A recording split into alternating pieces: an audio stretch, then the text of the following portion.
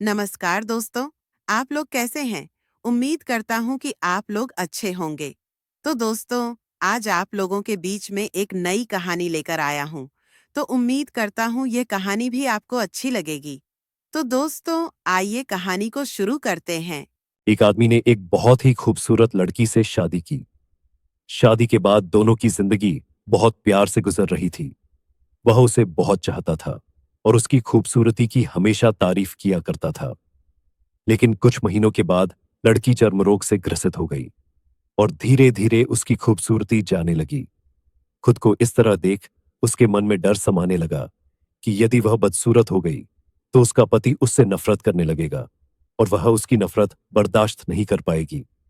इस बीच एक दिन पति को किसी काम से शहर से बाहर जाना पड़ा। काम खत्म कर जब वह घर वापस लौट रहा था, उसका हो गया। मैं उसने अपनी दोनों आंखें खो दी, लेकिन इसके बावजूद भी उन दोनों की जिंदगी सामान्य तरीके से आगे बढ़ती रही। समय गुजरता रहा और अपने चर्म रोग के कारण लड़की ने अपनी खूबसूरती पूरी तरह गंवा दी।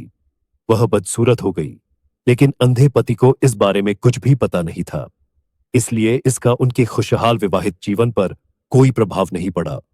वह उसे उसी तरह प्यार करता रहा। एक दिन उस लड़की की मौत हो गई। पति अब अकेला हो गया था। वह बहुत दुखी था। वह उस शहर को छोड़कर जाना चाहता था।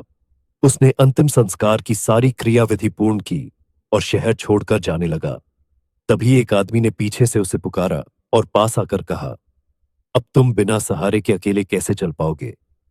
इतने साल तो तुम्हारी पत्नी तुम्हारी मदद किया करती थी। पति ने जवाब दिया, दोस्त, मैं अंधा नहीं है।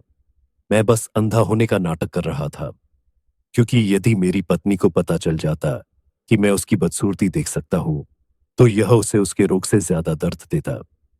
इसलिए मैंने इतने साल अंधे होने का दिखावा किया। वह बहुत अच्छी पत्नी थी। मैं बस उसे खुश रखना चाहता था। खुश रहने के लिए हमें भी एक दूसरे की कमियों के प्रति आंखें बंद कर लेनी चाहिए और उन कमियों को नजरअंदाज कर देना चाहिए। तो दोस्तों, ये कहानी आपको कैसी लगी? आप कमेंट में बताएं।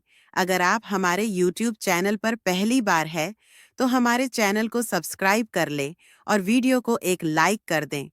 तो दोस्तों, फिर मिलते हैं एक नई कहानी के साथ। तब तक के लिए नमस्कार, जय हिंद।